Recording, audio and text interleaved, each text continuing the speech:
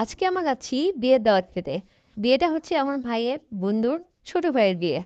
চলুন দেখা যাক বিয়ে বাড়িতে আমাদের জন্য কি কি আয়োজন করা হয়েছে। বিয়ে বাড়িতে যাওয়ার পর দেখি বিয়ে বাড়ি পুরো ফাঁকা, মানে এখনো কেউ আসেনি, সবার আগে আমরা এসে পড়েছি। এদিকে আমার ভাবি বসে আছে, অন্যদিকে ভাস্তি বসে আছে। তো আমরা টাইম পাস করার জন্য এদিক ওদিক ঘুরছিলাম আর চারদিকে ঘুরে ঘুরে দেখছিলাম, আসলে জায়গাগুলো অনেক সুন্দর ছিল। তো আমরা চারপাশটা ঘুরে এভাবে টাইম পাস করছিলাম। অন্যদিকে বর আর কনে চলে এসেছে, তাদের ফটোশ্যুট চলছে।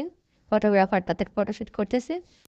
এদিকে তারা তো মনের সুখে ফটোশ্যুট করতেছিল, কিন্তু আমার ক্ষুদায় খাই খাই করতেছে। তো দেরি না করে আমরা চলে গেলাম খাওয়ার টেবিলে যাওয়ার পর দেখি সবাই খাওয়ার টেবিলে খাওয়ার জন্য অপেক্ষা করতেছে, কিন্তু দেখা যাবে অবশ্যই খাওয়া কখন আসে।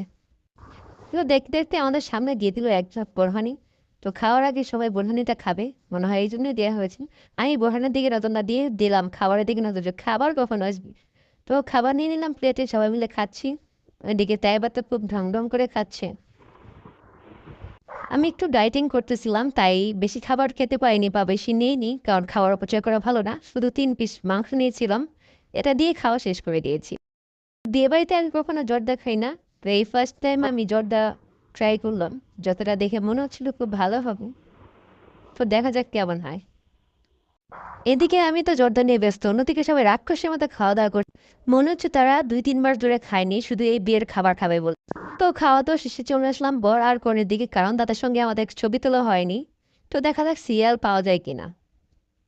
অবশেষে আমাদেরও সিরিয়াল চলে আসলো। আমি ভাইয়া ভাবির সাথে বর আর কনের ছবি তুলে দিচ্ছিলাম।